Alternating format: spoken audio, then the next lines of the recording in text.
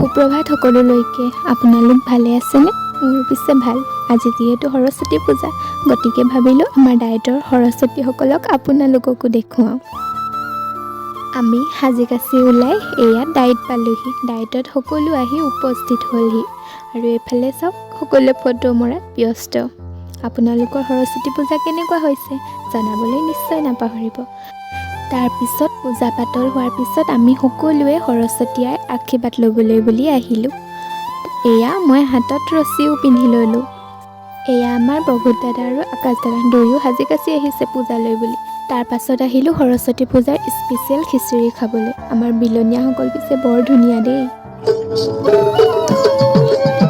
এয়া আছিল আমাৰ সৰস্বতী পূজাৰ বিশেষ অংশ। নামে গানে মুখৰিত কৰি তুলিছে ভাইটিহঁত। শেষত বিদ্যাৰ অধিষ্ঠিত দেৱী সৰস্বতীয়ে সকলোৰে ওপৰত কৃপা বনাই ৰাখক তাৰে কামনাৰে বাই।